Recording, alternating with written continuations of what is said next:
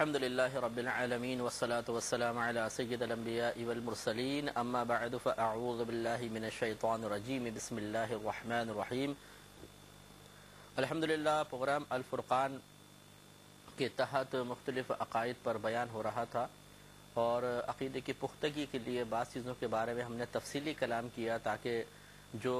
اسلامی بنیادی عقائد ہیں وہ راسخ فی الذہن ہو جائیں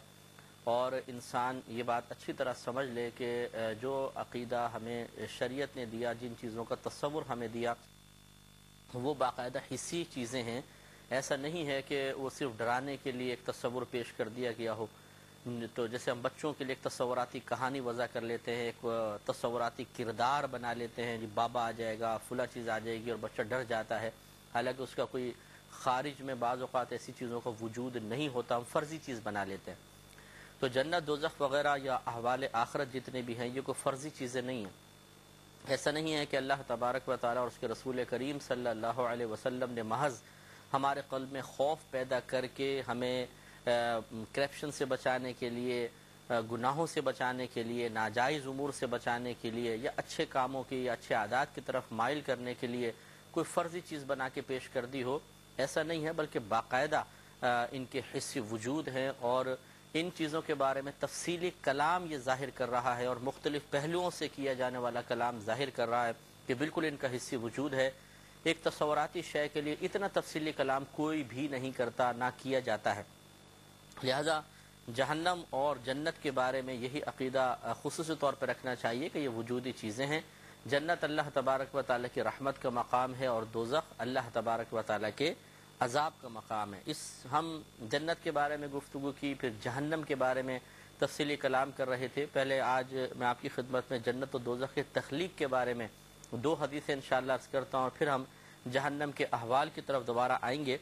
حضرت ابو ہریرہ رضی اللہ تعالی عنہ بیان کرتے ہیں اور یہ حدیث متفق علیہ ہے، یعنی امام بخاری اور امام مسلم رضی اللہ تعالی عنہ دونوں نے اس حدیث پاک کو بخاری و مسلم میں نقل کیا ہے۔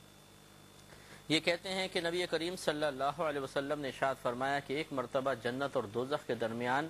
مناظرہ ہوا، باقاعدہ مکالمے کی اللہ تعالیٰ نے ان دونوں کو توفیق عطا فرما دی۔ تو دوزخ بولی کہ میں غرور والوں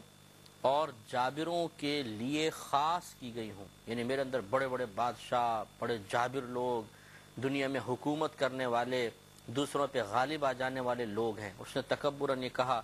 جنت نے کہا کہ میرا حال یہ ہے کہ مجھ میں صرف کمزور لوگ اور گرے پڑے سیدھے سادے ہی داخل ہوں گے، یعنی یہ جنت کا اپنے الفاظ کی ادائیگی ہے، مطلب میرے اندر انبیاء علیہ السلام بھی ہیں، ان کے لیے معاذ اللہ گرے پڑے کا الفاظ تو استعمال نہیں ہوگا، یہ عام لوگوں کے لیے کہ جن کو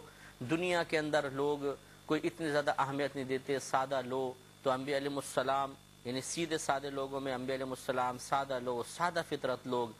کمزور لوگوں میں ان انبیاء علیہ السلام کے وہ متبعین کہ جو دنیا میں دنیاوی لحاظ سے اتنی ترقیاں نہ کر سکے، اگرچہ ایمانی لحاظ سے ان کا کوئی مقابل نہیں تھا۔ تو جنت نے عارضی کرتے ہوئے کہا کہ میرے اندر تو اس طرح کے سیدھے سادے کمزور قسم کے لوگ، اور گرے پڑے سے مراد ایسے کہ جن کو دیکھ کر کوئی بھی ان کو بعض اوقات ظاہری حلیے کی وجہ سے عزت دینے کے لیے تیار نہیں ہوتا، جیسے فقراء وغیرہ ہوتے ہیں، تو غرباء ہوتے ہیں، تو ان کو دنیا میں دیکھ کر نگاہ حقارت سے دیکھا جاتا ہے اور اپنی تقریبات میں، اپنے گھروں میں آنے نہیں دیا جاتا۔ تو جنت نے کہا کہ میرے اندر یہ لوگ ہوں گے۔ تو اللہ تبارک و تعالیٰ نے پھر جنت سے فرمایا کہ تو میری رحمت کا مقام ہے، تیرے ذریعے میں جس بندے پر چاہوں گا رحم کروں گا۔ اور دوزخ سے فرمایا کہ تو میرا عذاب کا مقام ہے، تیرے ذریعے میں جس کو چاہوں گا عذاب دوں گا۔ اور پھر اللہ تعالیٰ نے فرمایا کہ تم میں سے ہر ایک کا بھرنا طے شدہ ہے، یعنی جنت بھی بھرے گی اور جہنم بھی بھرے گی، لیکن سرکار فرماتے ہیں کہ دوزخ اس وقت تک نہیں بھرے گی جب تک کہ اللہ تبارک و تعالیٰ اپنی قدرت سے اس کو نہ بھر دے گا۔ یعنی جہنم میں اتنی گنجائش ہے کہ اگر ہماری دنیا کے سارے لوگ ڈال دیے جائیں تب بھی وہ پوری نہیں ہو سکتی۔ تو پھر اپنی قدرت سے بھرنے کا مطلب کیا ہے کہ وہی دوزخیوں کے وجود کو بڑا بڑا کر دیا جائے گا، پھیل جائیں گے حتیٰ کہ پوری دوزخ بھر جائے گی۔ تو یہ ایک نبی کریم صلی اللہ علیہ وسلم کی صحیح حدیث ہے جس میں جنت نے یہ سوچا، مطلب جو اس کو اللہ تعالیٰ نے شعور دیا کہ میرے اندر سادہ قسم کے لوگ آئے جن کو دنیا میں اتنا مقام و مرتبہ نہ ملا، تو اس نے عاجزی سے اپنے بات کہی۔ جہنم نے مغروروں کے اوپر فخر کرتے ہوئے کہا، تو اللہ تعالیٰ نے بیان فرمایا کہ یہ تیرا کوئی کمال نہیں ہے، یا تجھ میں اس قسم کے لوگوں کا آنا کوئی کمال کی بات نہیں ہے، بلکہ وہ تو اللہ کے غضب میں مبتلا ہوں گے، غضبناک ہو کر آئیں گے، اور جنت میں اللہ تبارک و تعالیٰ کے نیک بندے آئیں گے، اللہ ان پر اپنی رحمت نازل فرمائے گا۔ لہٰذا اس اعتبار سے یقیناً جنت کو جہنم پر فوقیت حاصل ہے۔ تو گویا کہ ان کا مناظرہ مکالمہ ہوا، لیکن اللہ تبارک و تعالیٰ نے جنت کو فوقیت دی۔ اس سے معلوم یہ ہوا اس حدیث سے کہ یقیناً جنت کا وجود ہے، جہنم کا وجود ہے، اور اللہ تبارک و تعالیٰ نے طے کر لیا ہے کہ ان دونوں کو ضرور بھرا جائے گا، لیکن ان کے حاصل کرنے اور ان سے بچنے کے معاملات ذرا سے مختلف ہیں، یعنی جہنم سے بچنے کے اور جنت میں داخلے کے لیے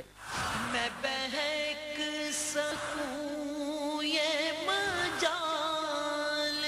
کیا، میرا رہنما کوئی اور ہے۔ حدیث سماعت فرما لیں، ترمذی، ابو داؤد، نسائی تینوں نے اس کو روایت کیا۔ حضرت ابو ہریرہ رضی اللہ تعالی عنہ ہی اس کے راوی ہیں۔ یہ کہتے ہیں کہ نبی کریم صلی اللہ علیہ وسلم نے ارشاد فرمایا کہ جب اللہ تبارک و تعالی نے جنت کو پیدا فرمایا تو جبریل امین علیہ السلام سے فرمایا کہ اے جبریل جاؤ اسے دیکھو، میں نے ایک چیز تیار کی ہے۔ تو انہوں نے جا کر اسے دیکھا اور جو اس کے رہنے والوں کے لیے تیار کیا تھا ان تمام نعمتوں کو ملاحظہ کیا، تو واپس آ کے عرض کی، اے میرے رب تیری عزت کی قسم کہ کوئی بھی ایسا نہ ہوگا کہ جو اس میں داخل نہ ہو، یعنی جو اس کے بارے میں سنے اور پھر اس میں داخل نہ ہو، یہ نہیں ہو سکتا، کیونکہ اتنی تو نے پیاری پیاری نعمتیں تیار کر رکھی ہیں کہ جو ان کے بارے میں سنے گا وہ ضرور جنت میں داخل ہو جائے گا۔ پھر اللہ تبارک و تعالیٰ نے جنت کو مشقتوں سے ڈھانپ دیا، یعنی عبادات کی ادائیگی کی مشقت، گناہوں سے بچنے کی مشقت، اللہ تبارک و تعالیٰ کی اطاعت کی مشقت، کیونکہ ان تمام چیزوں میں یقینی سی بات ہے کہ مشقت کے پہلو تو ہیں۔ نفس شدید اذیت اور بعض اوقات تکلیف محسوس کرتا ہے، اسی طریقے سے اپنی خواہشات کو قربان کرنا پڑتا ہے، اس میں انسان کو مشقت محسوس ہوتی ہے۔ نمازیں پڑھنا، حلال کی تگ و دو میں اور حرام سے بچنے کی تگ و دو میں بڑی اذیت اور بڑی تکلیف ہوتی ہے۔ انسان چاہتا ہے کہ میری جو ضروریات ہیں آسانی سے پوری ہو جائیں، لیکن اسے جب وہ محنت کر کے حلال کے ذریعے ضروریات پوری کرنے کی کوشش کرتا ہے تو یقینی سی بات ہے کہ سب پوری نہیں ہو پاتی، اس میں اس کو بڑی اذیت ملتی ہے، روحانی تکلیف، جسمانی تکلیف اور بہت سارے معاملات۔ تو جب اللہ تبارک و تعالی نے جنت کو ان تمام معاملات سے ڈھک دیا تو پھر فرمایا، اے جبرائیل اب اسے جا کر دیکھو۔ تو جبریل امین گئے اور اس کو دیکھ کر واپس آئے، عرض کی، اے میرے رب تیرے عزت و جلال کی قسم کہ اب تو میں ڈرتا ہوں کہ اس میں شاید ایک بھی شخص داخل نہیں ہوگا۔ یعنی جبریل امین نے فرمایا کہ اگر صرف نعمتیں ہوتی اور کوئی دنیا کی مشقت نہ ہوتی تو شاید کوئی بھی ایسا نہیں تھا جو جنت میں نہ جاتا، لیکن اب جو تو نے اس کے چاروں طرف ایک آزمائش رکھ دی ہے کہ پہلے ان آزمائشوں کو پار کرو پھر جنت میں داخلہ ملے گا، تو اب مجھے خوف یہ پیدا ہو گیا کہ شاید تیرا کوئی بھی بندہ جنت میں داخل نہیں ہو سکتا ہے۔ اور یہ عموماً آپ نے دیکھا ہی ہوگا کہ ہماری صورتحال اسی قسم کی ہے۔ جبریل امین علیہ السلام کا بعطائے الہی ہماری فطرت، ہماری عادات پر مطلع ہو کر یہ جملہ ارشاد فرمانا بالکل حقیقت حال کے مطابق ہے کہ ہم اللہ تبارک و تعالیٰ کے ان بڑے انعامات کے لیے دنیا میں کسی قسم کی مشقت برداشت کرنے کے لیے تیار نہیں ہیں۔ بے عملی ہم نہیں چھوڑتے، گناہ کرنا ہم نہیں چھوڑتے، کوئی نافرمانی کا کام کرنا ہم نہیں چھوڑتے،